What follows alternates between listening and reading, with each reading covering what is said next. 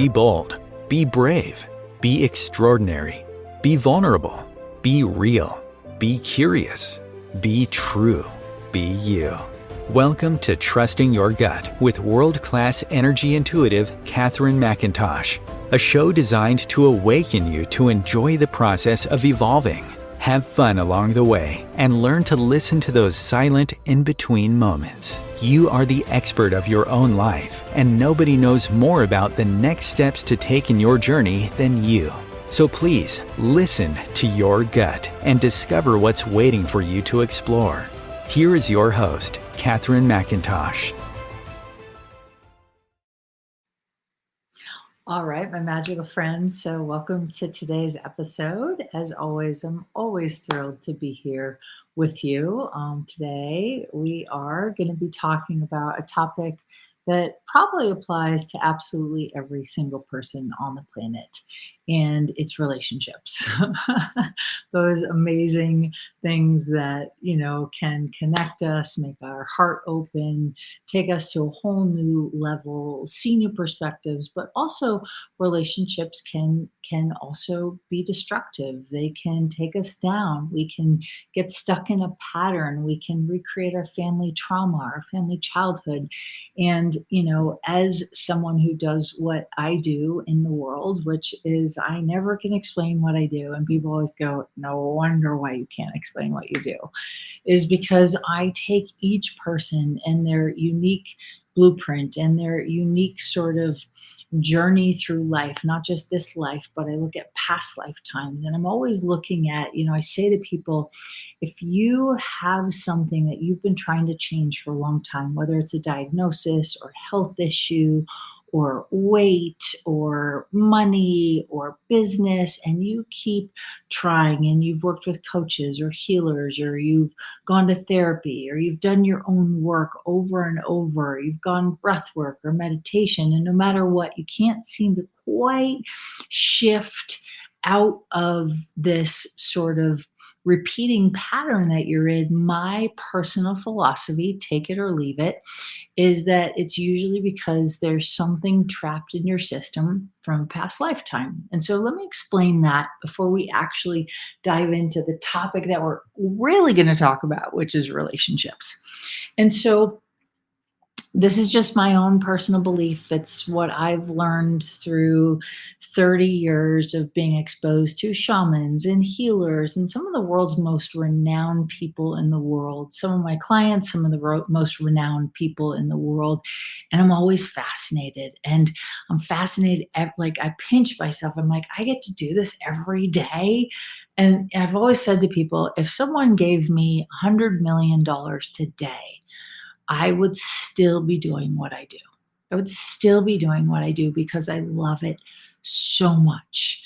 And it lights me up. It creates a world. And so here's my philosophy, is that we all have past lifetimes. We've all been other places. And so when we die in a lifetime, the imprinting from that lifetime stays imprinted sort of on, you can call it your soul, you can call it whatever you want, but it stays imprinted. And so then when you get a new life, the imprinting from your old life is then still imprinted. And so when you're born, your cells take on the memory of that imprint. And so there are certain patterns that we will repeat lifetime over lifetime. I've worked with a lot of people who want to be healers. And before they go to healing, they're like, I can't do it. I'm going to be burned at the stake. I'm going to be drowned. I'm going to die if I share my work in the world. And that's where you know that it's from a past lifetime. And guess what? We can clear those. And they actually can clear quickly and easily, depending on, right, your point of view, depending on your perspective. And so I think that anything is changeable, right? Marie Forleo has a saying, everything is figure outable. And I really believe that we can transform almost anything in our lives. Where it gets tricky is, do you believe that it's possible to transform it? And so I've been able to work with people and we get to the sort of root or nitty gritty of the pattern. And then we shift it and things change. And things can change quite quickly. And so in relationships, we tend to repeat patterns lifetime after lifetime.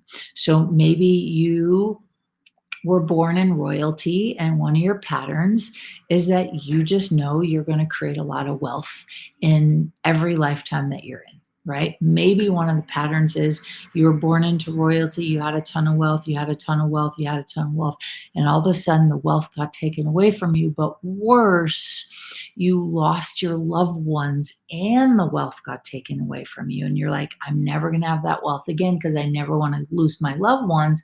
And so then you get into relationships where you end up tend to be broke or struggling financially. And you can't ever get back to that sense of total abundance in relationship and in life because you're afraid that if you let yourself have that much wealth again, your loved ones will be taken away from you. Now, when I'm talking about this, this is not a cognitive experience that we go through. Our stuck patterns really are in the unconscious realm, the realm that we can't see, the realm that we can't figure out. And most of the times, it's hard to verbally change patterns in the unconscious, subconscious realm. Where you change patterns in the subconscious, unconscious realm is through energy, through nonverbal, through processes that take you through an exchange where you can remove the pattern out of the cells of your body and also remove the imprinting out of the cells of your body.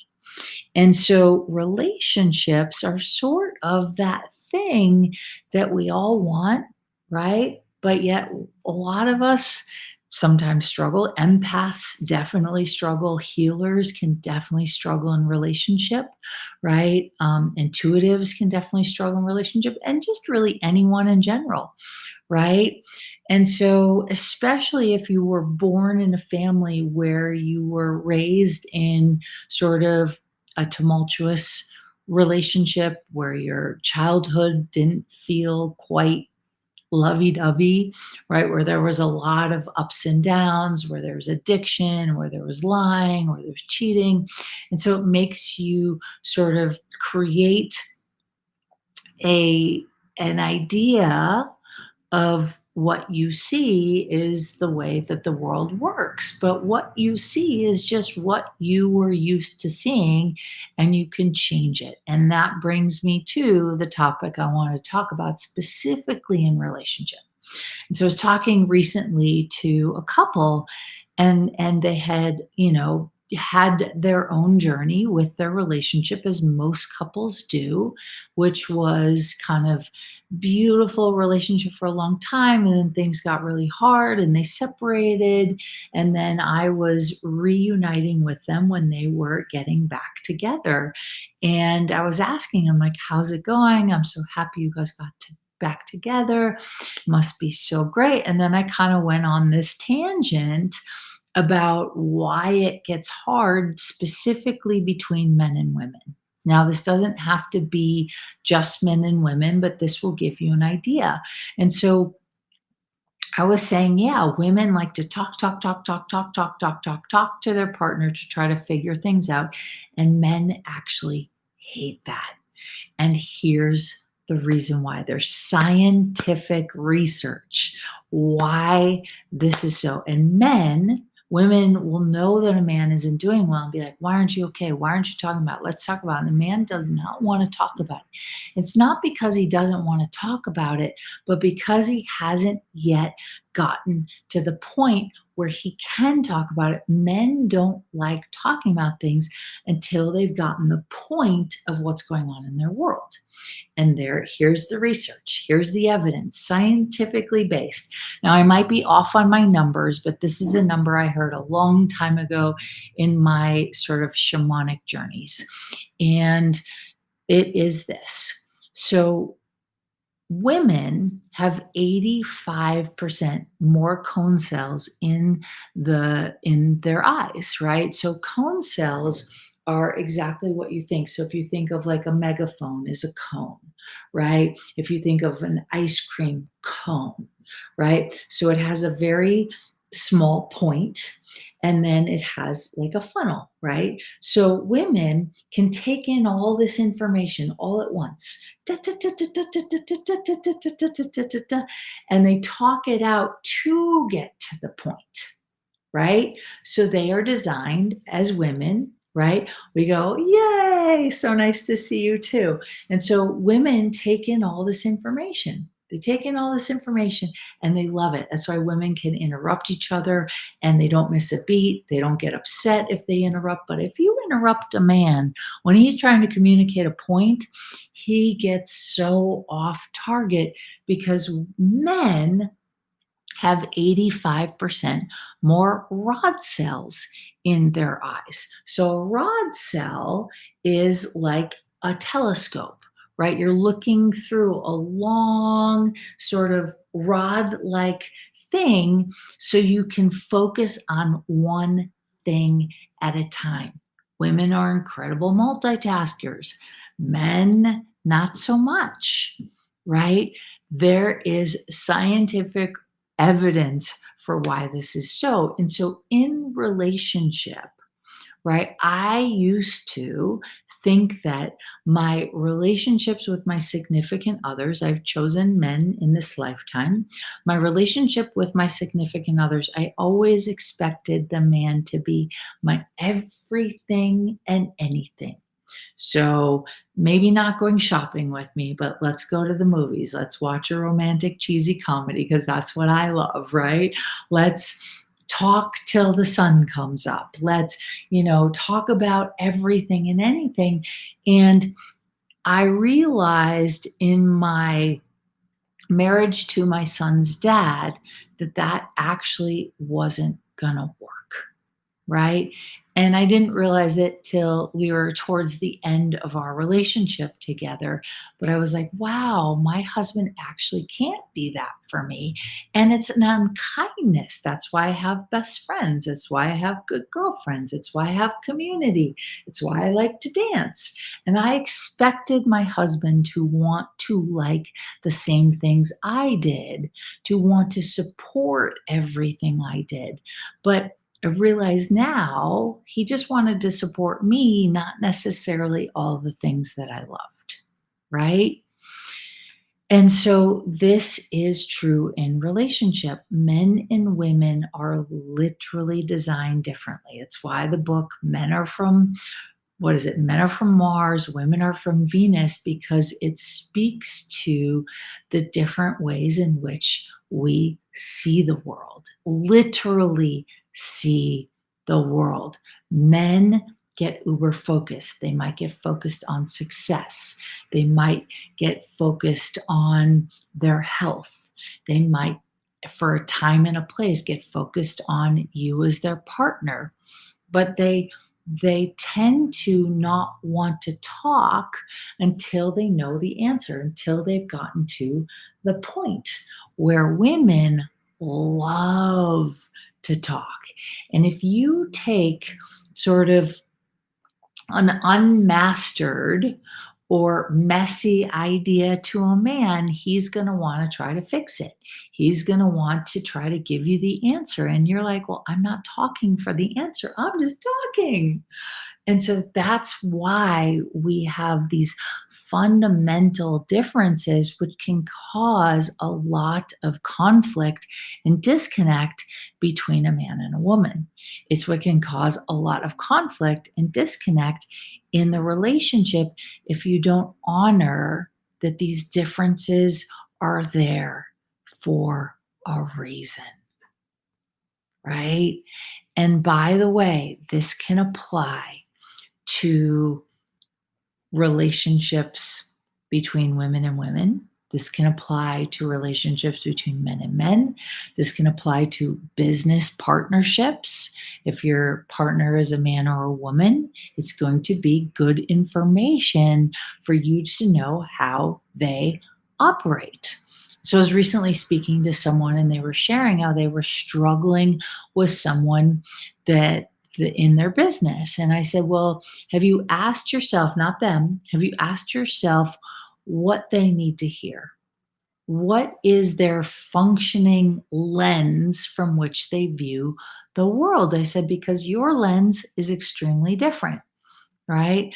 Everybody, every single person in the world is wired differently, right? I cannot talk to my son the way that I talk to my girlfriends, right? I can't talk to my partner the way that I talk to my girlfriends. And nor would I expect my son or my partner to talk to me, right? The same way my girlfriends talk to me.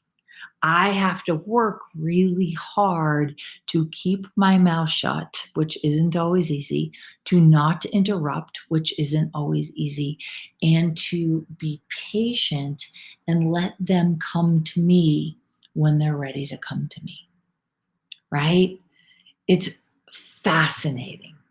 And so, wanted to invite each of you to consider that what if the way you see the world and the way that you were wired was, like if you think of it as like a outlet in the wall, a socket in the wall, and then a plug, right? Imagine putting a plug and a plug together. It wouldn't work, right? We actually need two different things to create that connection, right? And so, it was funny as I was talking to this a couple when I was like, oh, yeah, she wants to talk, talk, talk, talk, talk, talk, talk, talk, talk, and resolve it with you. And you go crazy because you're like lost as she's talking because you just want to know what's the point? What's the thing you need to solve? What's the thing that she came to? What's the aha moment? And he's like, oh my God, you're making so much sense. And I said to her, and you get frustrated because he's not listening. And she's like, yes, I do. And I was like, that's where you need your girlfriends. And she didn't like that so much. And I understand because I did not like that idea when I thought that my man was supposed to be my end all be all for everything. Right. And so relationships are supposed to be different. So here are some things that I wanted to share with you, things that I've learned along the way that may or may not serve you. Right. I say to everyone, I'm human, right? What I share may resonate with you, it may not. Take it or leave it. I'm not everybody's cup of tea, and that's okay. Right? A hot tamale in a chamomile tea. And so this is about sort of filter through your awareness what resonates, toss out what doesn't, and see where on your journey you are in your life and take what applies and leave the rest, right? So we're gonna, yeah, I think what we're gonna do, well, we'll talk for a little bit and then we'll take a break and then we'll come back for some more. So, a couple of things that I think are very valuable, specifically in male female relationships, is that women sometimes have a hard time being patient with letting the man come to them, taking their time. Sometimes it takes a man a month, 2 months, 3 months, 4 months, 5 months to have a difficult conversation with you. Sometimes they might not be okay, but they might not know why they're not okay. And they need to take their space. It's not personal. It's not about you. It's not because they don't want to connect with you. It's because they need the space to try to come to the point because everything isn't in focus. And they need that time and space and that distance until things come into focus. And when they do come into focus, it takes them a lot to come to the table to share what they discovered. And if you interrupt them, it shuts them down, right? If you think you need to tell them what they know, it shuts them down. If you are not the best listening bored, then you say, I can't wait to hear what you discovered, but can we do this when I'm not so distracted with household chores or laundry or all this stuff? Can we have a date night this week where you share? Because what you have to say is really important to me, right? And this is really critical, right? Just an observation, what I've known, almost being here 49 years on the planet and screwing up a lot of relationships because I think that I knew better, but I don't, right?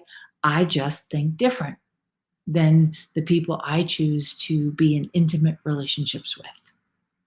And so that's on the male side. On the female side, you have to recognize that the man doesn't always want you to come to them with everything, right? That brings them and takes them sometimes out of focus and they get confused. They also want to solve it. So if you're wanting just to have a conversation, just to let your person know where you're at, then you want to pretext it by saying, hey, I'd love to just share with you some things. I don't need you to fix anything. I don't need you to change anything. I'm just kind of having a day where I'd love just to share what happened for me. Are you in a place where you feel like you could listen without fixing, without changing? Just listen. And they can go, yes. But if you don't preempt it, they're going to be listening, looking for the point. If you preempt them and say, I don't have a point to this, I don't need fixing, I don't need solving, I don't need this to be problem solved, then they can, like watching a football game. They're not looking for the point. They're not looking for the end game. They're just going to watch the game as you talk about it, right? Really useful information. And so, my advice to a lot of women is if you've been using your man as your sole sounding board, as your everything, go find some girlfriends. Go on hikes, go on walks, go take a yoga class, go to a dance class, go find a group of women, right? And connect to them and use the women. Now, this isn't go to these women and talk crap about your man. That is not what I'm talking about. Go to these women and talk life. Don't always talk life with your man because he's frankly most of the time not interested. This isn't a cut. This isn't mean. They just get overwhelmed with too much cone conversation, right? Too much funnel conversation because it bounces all over the place, right? And another piece that I think is very valuable is in the beginning when you're in a relationship with somebody and it's new and you're not yet sure where it's at, you're not quite fully committed, women do not go talk crap when you get into a fight or things get funky. Do not go talk crap about the person you're dating, right? Go to a therapist, right? Hire a coach. Do not use your girlfriends as your sounding board for your relationships because here's the thing, it can create conflict in your relationship, but it can also create conflict with your friendships because they think they're giving you good advice and then you're like, thank you so much, and then all of a sudden they see you like resolving it over here and then there's a disconnect between your relationships, right? Huge, right? So this is just a little like life book lesson from the life book of Catherine through, let's see, I started dating my first husband when I was 23, right? And I knew walking down the aisle not to marry him, but I did. And why? I was telling the story to one of my best friends the other day, and I said, wow, just realized I walked down the aisle for him because I loved his family. And I felt like I had family and I felt like somebody really cared for me. And my family cared for me deeply, but I had a very dysfunctional childhood and I craved community. I craved being seen. And I married his family because I felt like I wanted a family, which is really crazy. to even say out loud. And it's funny because now my mother loved that woman to death, would do anything for her. Incredible human being. And I actually am great friends with my mom now. But at the time, my mother was going through her own life journey, was raising three other children, my siblings, and I was on the other side of the world in another country where my husband didn't speak any English. And somehow I found that charming and endearing. So we all have different stories. We all have different life journeys. Nobody can tell you what is true in your heart, but maybe some of this will be useful. So we're going to take a short break and we're going to come back after the break and we'll continue with some things that may be relevant for you that may apply to shifting your relationship in your life. Stay tuned and we'll be back. Times TV.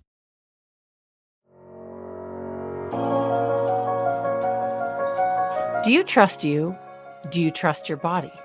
What if the key to unlocking the weight, pain, suffering, fear, anxiety, addictions, traumas, and sorrows was already inside of you? Learn to love the skin you are in so you can create the body, business, and life you love. Everyone always says you can't explain what Catherine does, you just have to experience it. From Hollywood actors to New York Times best-selling authors to some of the world's wealthiest and most successful, no two experiences are the same. For private sessions, online courses, live events, and the latest book Jack Canfield calls Game Changer and should be required reading for everyone, go to katherinemcintosh.com.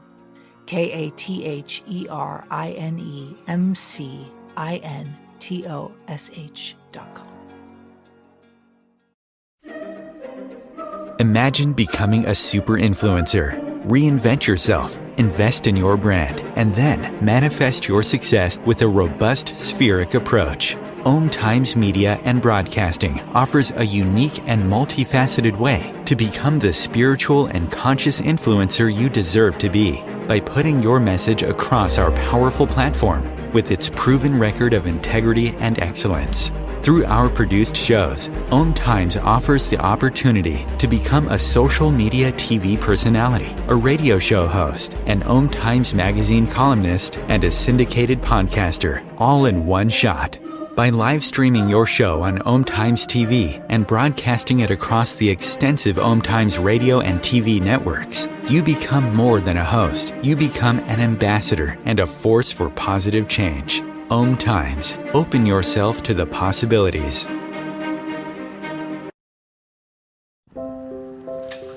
I want to eat apples and bananas. I need to eat apples and bananas. Why can't I eat apples and bananas? Support the Feeding America nationwide network of food banks to help provide meals to those in need. Join us at feedingamerica.org.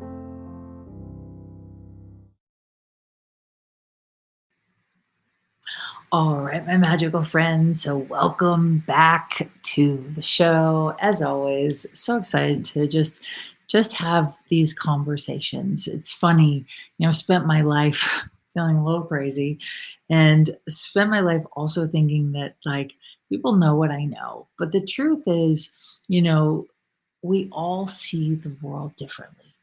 And nobody knows what you know in the way you know it.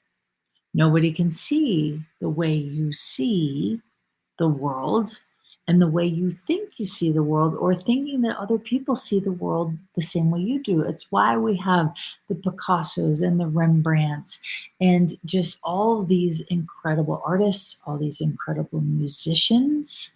Right, I had the pleasure of being at Austin City Limits Music Festival last weekend, and wow, like 50 different artists, 3 different stages. I only probably caught like 10 musicians, but Music is incredible. Art is incredible. Nature is incredible. No two trees are alike. No two musicians are alike. No two people are alike, right? Men and women are not alike. And so when we talk about relationship, in particular today, we're talking about intimate relationships. So whether it's with a spouse, a long-term partner, whether you're dating, whether you're wanting to date, whether you're, curious about which sex you like, all that is your personal preference. But particular, what we're talking about is just the significant difference between men and women that actually is there's scientific based evidence. So women have more cone cells in the cornea of their eyes, 85% more than men, and men have 85% more rod cells. So men like focus. They like to focus on one thing. They get hyper focused on things. And you think they're ignoring you. No, they're just focused on the one thing they can be focused on in that point. And so this is about discovering how to sort of put into perspective, like when you watch a sunset, you don't just watch one point of that sunset. You take in the entire horizon, especially if that sunset is on a mountaintop or is on the ocean and you see the reflection of the colors in the clouds, right? So magical. And so, same thing, this is about broadening your horizons, broadening your perspective about this thing. But let's be honest, every man is different, every woman is different, the way what we need is different, and yet this will apply to you in the way it applies to you based on your desires, based on where you are in your phase and season and journey of life, right? One of the things that I have found extremely helpful, and this is just my personal opinion, I do not believe that we are meant to stay in the same bedroom for 50 years, right? One of the things that made my second husband, who is the father of my son, I only have had two husbands, not sure about a third. So, is one of the things that really worked for us every day in our relationship with my husband is when we moved in together, we moved into a one bedroom, into his place that he was living at. We lasted about 6 months and then it got really hard. And I said, can we move? Can we move into a neutral place that we make ours instead of it already being yours? And can we each have our own bedroom, right? I know couples who have homes side by side. In fact, I saw an interview, like an old little meme interview with Burnett. And she was like, oh my God, the only way I'm getting married is, honey, you have your house and I have mine and we can live right next door to each other, right? But I don't believe we're meant to stay in the same bed with the same person for 50 years. It doesn't mean we don't stay monogamous. But here's why I think this is really important. Because getting one bedroom where you only sleep in one bedroom for the rest of your lives together, it takes away choice and it creates obligation. And human beings do not like to be obligated to one another. They like choices. And so when my husband and I moved in to a neutral home, right, we were together for 6 years before we got married. We then had our son the year after we got married, and then we lasted another 2 years. So and then we got divorced. So we were together 10-ish, between 9 and 10 years. And for the first 6 years of our relationship together, almost 7 years before our son was born, we had separate bedrooms. The entire time, we had separate bedrooms. And why this was brilliant, because he had his man cave, I had my woman cave, right? We kind of had communal space that we decorated together, but he could decorate his bedroom any way he wanted. He could do whatever he wanted in his bedroom, and I could have my own space, and it was my cocoon, and I loved it. And in this separate bedrooms, where it really worked is that every day we got to choose. Do we want to sleep in the same bed or do we not? And why this is crucial is because every day what it did on an energetic level is gave us choice. Do we want to spend time together or do we not? There was never an obligation, right? When we weren't okay with each other, we'd say, hey, why don't we sleep in separate bedrooms and let's revisit this issue tomorrow? Or let's revisit this issue in 2 or 3 days when we feel better. We weren't going anywhere. We weren't out the door. We didn't have our runaway bride shoes on. We weren't even looking at getting married. It was just like, this is working and it's awesome. And I believe a huge reason it was working is because he had his own bedroom and I had my own bedroom. And every day, instead of being obligated to be in the same bed with each other, we got to choose. Now, 90+% of the time we slept in the same bed. 90+% of the time. But those times when we needed space, right? When maybe I was, going through a lot through my menstrual cycle and I was like, I need to like cocoon in my own room and not talk to you and watch movies and maybe I'm going to cry and I don't need to engage you in my emotional world.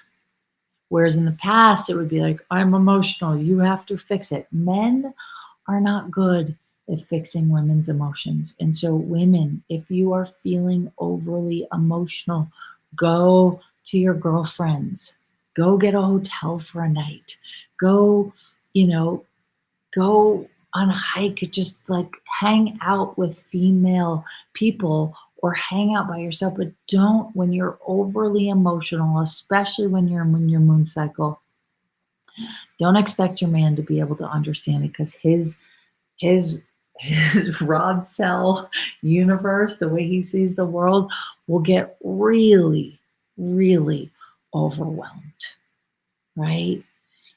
So here's another thing. I think couples should plan an adventure. And maybe it's once a week, maybe it's once a month, and you take turns doing each other's stuff. But I also think it's really important you both have separate lives. What I mean by that, right? Like, let's say your partner really enjoys sports and they want to go to a football game or they want to go to a hockey game or they want to go to a soccer game, right? Let them go with their buddies. Unless you really like sports, go with them. And then you like dancing or you like, opera or you like a concert, do that separate. And then once a month, do one of the others thing, right? Do something different together once a month, right? I think it's really helpful to have your own lives, to still be slightly separate, and then find ways to come together. But I think it is extremely important for men and women to give each other space. And why? Men need space till they can talk to you if they're struggling with something, right? They really need that time away. Now, this might not apply to everybody, but this is just what I've learned along the way.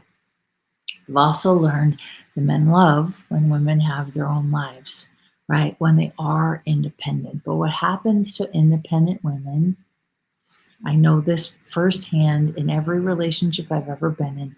The independent, they like, we love that you're so independent. And then we get into a relationship together and I'm like, oh, good, this is an amazing exchange. So let me support them. And then I stop taking care of myself. And almost always is when the relationship falls apart because they start not being okay. Their world gets unraveled because I'm a lot.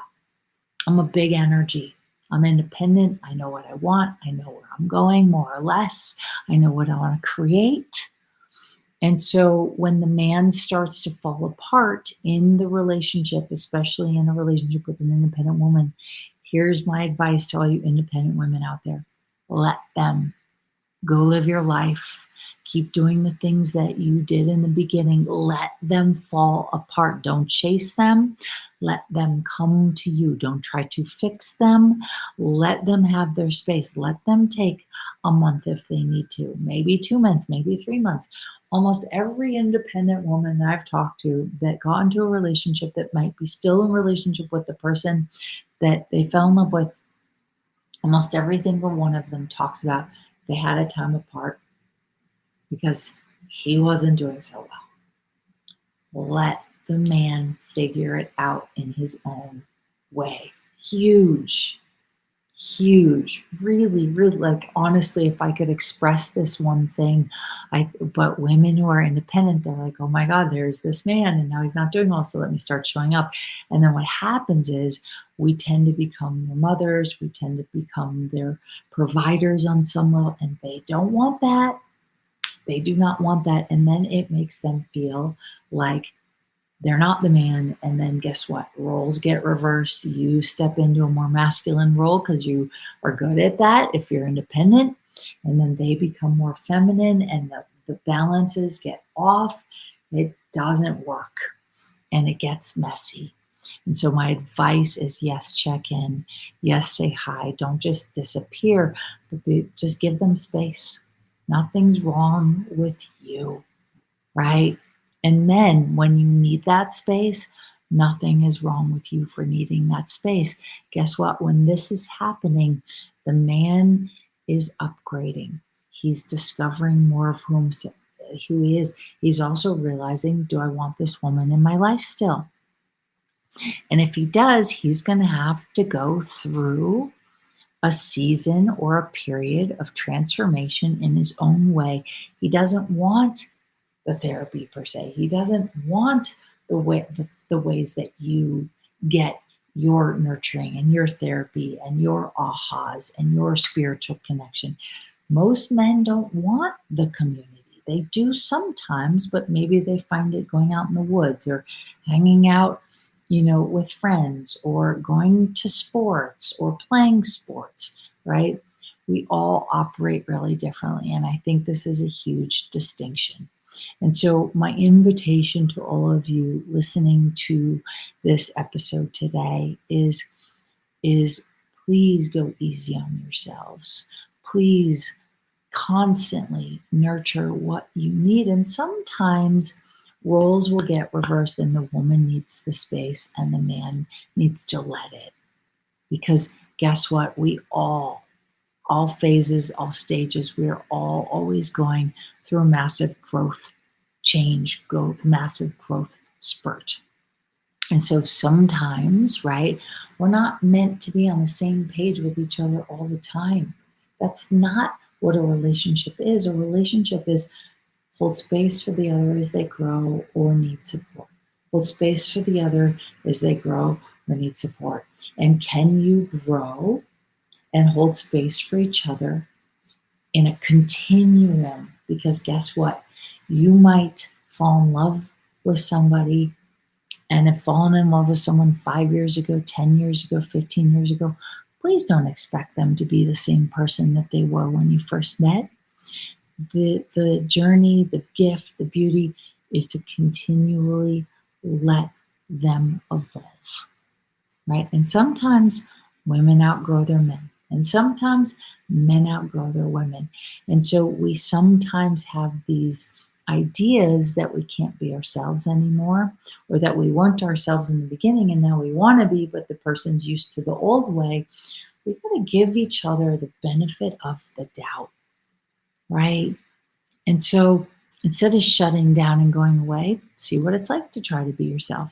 See what happens. You never know unless you try.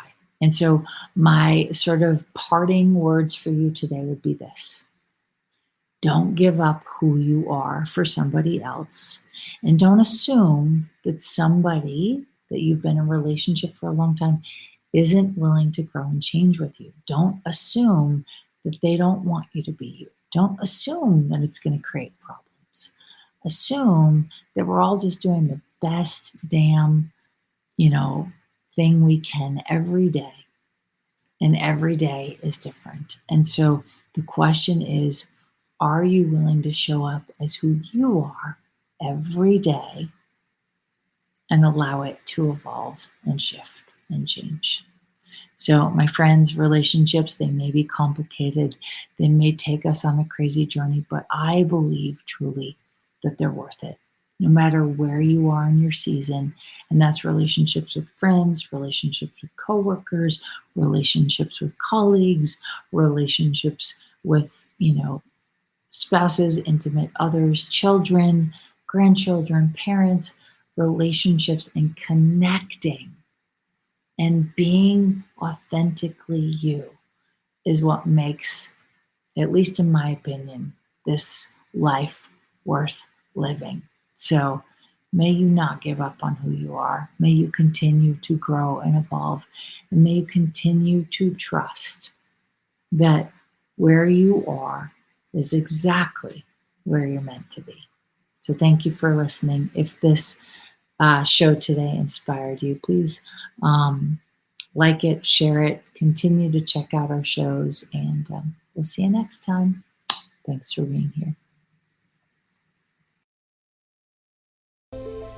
Catherine is not a medical practitioner nor a licensed therapist. She has strong opinions and will express them, and truly believes that you are your best advocate for any and every area of your life. If you need medical advice, please consult your physician.